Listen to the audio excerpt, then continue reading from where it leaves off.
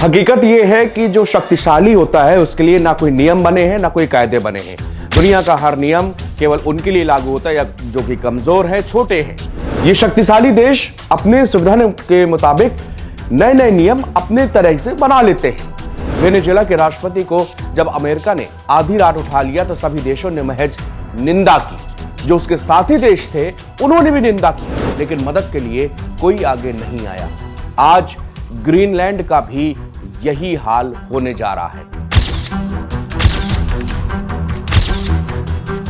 Greenland में America fighter jet की तैनाती करने में जुट चुका है। ट्रंप ने आदेश दे दिया है कि आप ग्रीनलैंड में अपने फाइटर जेट तैनात कर दो।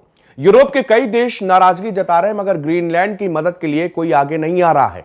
अमेरिका से ग्रीनलैंड की रक्षा करने के लिए 7 देशों ने अपनी बहुत बड़ी सेना भेजी है। जी हां, फ्रांस ने 15 सैनिक, जर्मनी ने 13 सैनिक, नॉर्वे ने 2 सैनिक, नीदरलैंड ने 2 सैनिक, फिनलैंड ने 2 सैनिक और ब्रिटेन ने 1 सैनिक, और स्वीडन ने कितने भेजे ये किसी को पता नहीं। देख रहे हैं कितनी बड़ी मदद है इन देशों ने की है। इतने सैनिकों से तो अमेरिका घबरा जाएगा। ऐसा ना हो कि डर के कारण अमेरिका वेनेजुएला के राष्ट्रपति तक को छोड़ दे। ट्रंप ने जब इतनी बड़ी फौज देखी होगी तो उन्होंने अपने तर्कश से अपना अचूक बाढ़ निकाला। टैरिफ, यूरोपीय देशों को 10% टैरिफ का डर दिखाया। जर्मनी के सैनिक तो आधे रास्ते पहुंच पाए थे, वो भी लौट गए। ग्रीनलैंड की स्थिति कहीं वैसी ना हो जाए जैसी यूक्रेन की हो चुकी है।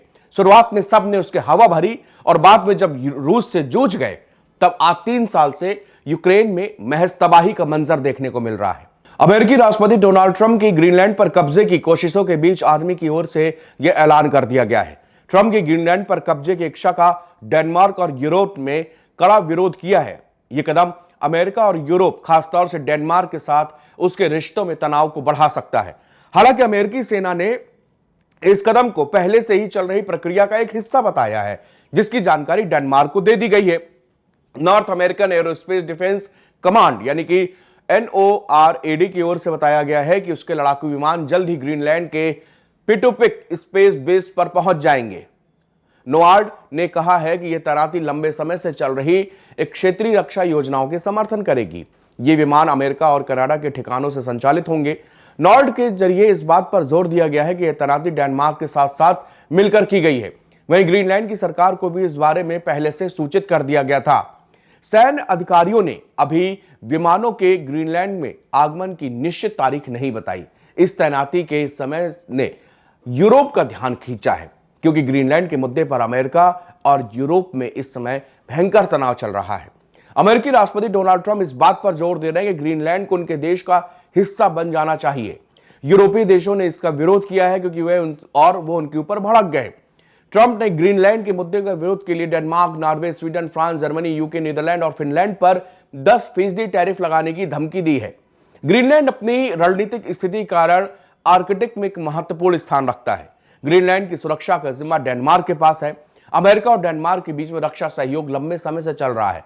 ग्रीनलैंड में भी अमेरिकन आर्मी का बेस कई दशकों से है। अमेरिका और कनाडा की ज्वाइंट हवाई रक्षा कमांड यानी कि NORAD ग्रीनलैंड के आसपास के क्षेत्र में अपनी गतिविधियों को कई दशकों से जारी रखे हुए है।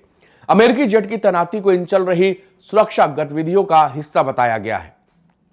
रॉयटर्स की रिपोर्ट के मुताबिक Denmark, Norway, Finland, Sweden, Germany, France, Netherlands और ब्रिटेन जैसे नाटो देश मिलकर ऑपरेशन आर्कटिक एंडोरेंस नाम से ज्वाइंट मिलिट्री ऑपरेशन शुरू किया है। ये सैनिक इसी में शामिल होने पहुंचे हैं और इस पूरे सैन्य अभ्यास पर सवाल उठाते हुए इटली के रक्षा मंत्री गुइडो क्रोसेतो ने इसे एक मजाक करार दिया है। डेनमार्क पहले से ही ग्रीनलैंड में करीब 200 सैनिक तैनात किए हुए। इसके अलावा 14 सदस्यीय सीरियस डॉग स्लेज पेट्रोल भी वहां पर मौजूद है, जो आर्कटिक इलाकों में गश्त करते हैं।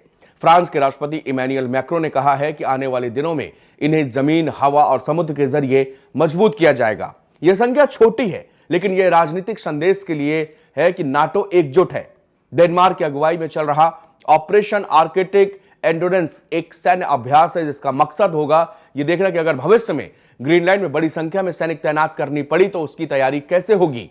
डेनमार्क के रक्षा मंत्रालय के मुताबिक इस अभ्यास का फोकस आर्कटिक इलाके में सहयोगी देशों के बीच तालमेल को और काम करने की क्षमता बढ़ाने पर है। आगे चलकर इससे भी बड़ा मिशन लाने की योजना है, जिसे ऑपरेशन आर्कटिक सेंट्री कहा जाएगा।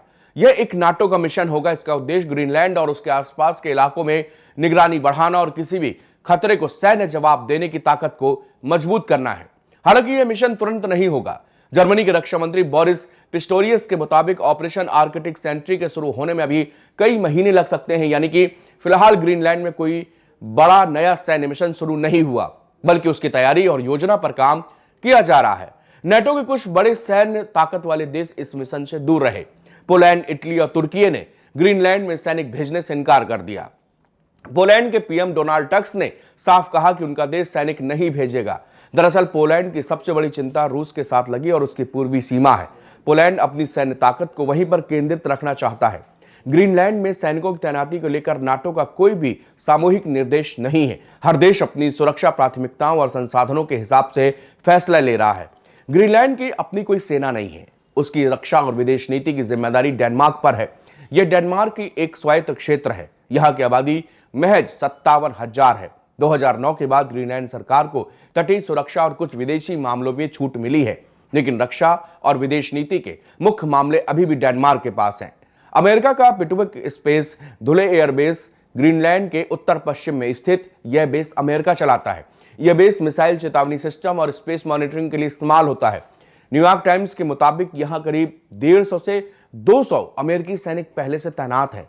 यह मिसाइल चेतावनी, स्पेस निगरानी और आर्कटिक सुरक्षा के लिए है। यह अमेरिका का सबसे उत्तरी बड़ा सैन्य अड्डा बताया जाता है।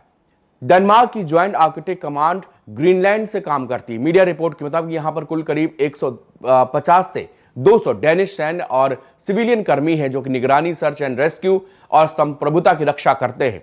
इसमें सबसे प्रसिद्ध सीरियस डॉग स्लेज पेट्रोल, एक छोटी एलिट यूनिट करीब 12-14 लोग भी शामिल है, जो कुत्तों की स्लेज से लंबी गश्त करती है। दूसरी तरफ यूरोपीय यूनियन ट्रंप के लगाए गए टैरिफ का जवाब देने की तैयारी कर रहा है। ईयू अमेरिका पर ट्रेड पाबंदियां लगाने पर गंभीरता से काम कर रहा है। इसके लिए ईयू ने एक खास कानूनी हथियार का इस्तेमाल पर सोच रहा है, जिसे अनौपचारिक तौर पर ट्रेड बाजूका कहा जाता है। इसका मकसद उन देशों के खिलाफ कड़ा कदम उठाना होता है जो कि यूरोपीय देशों पर जबरदस्ती आर्थिक दबाव बनाने की कोशिश करते हैं। अमेरिका और ग्रीनलैंड और डेनमार्क को लेकर तनाव साफ झलकने लगा है। जब से ट्रंप ने फाइटर जेट की तैनाती की घोषणा की है, तब से नाटो सहित पूरे यूरोप के देश इस बात को सोच रहे हैं कि अगला कदम ट्रंप का क्या हो सकता है। ट्रंप ने जिस हिसाब से ग्रीनलैंड पर अपने एग्रेसिव पॉलिसी बनाए रखी है, और इसके अलावा जो भी नाटो के देश ग्रीनलैंड के साथ, डेनमार्क के साथ खड़े हो रहे हैं, वो उनको भी सीधे सीधे चेतावनी देते हुए नजर आ रहे हैं। ट्रंप ने ज्यादातर नाटो देश के ऊपर 10% का टैरिफ लगा दिया है। कई देशों पर 15% का टैरिफ पहले से था। ऐसे में 10% का टैरिफ बढ़ा देने से 25% का टैरिफ लगाया जा रहा है। इसीलिए ईयू के सदस्य देश इस बात को लेकर चिंता जता रहे हैं और इसके लिए मैराथन मीटिंग भी चल रही है। कहा जा रहा है कि किस तरह अमेरिका जो है अपने आर्थिक वैश्विक जो नियम है उनको ताक पर रखकर और इस तरह के प्रतिबंध लगा रहा है, इस तरह के टैरिफ लगा रहा है, इससे हम लोग कैसे बचाव करेंगे। इसके लिए ईयू का जो नियम है उनको खंगाला जा रहा है और किस नियम के तहत अमेरिका पर इस तरह से प्रेशर बनाया जाए ताकि वो ग्रीनलैंड पर कब्जा करने का छोड़ दे इरादा, और दूसरी तरफ टैरिफ पर बात भी वो रोक दे। इस वजह से पूरा यूरोप, नाटो इस समय अमेरिका के ऊपर एक तरह से सख्त प्रतिबंध लगाने की भी तैयारी में जुट गया है।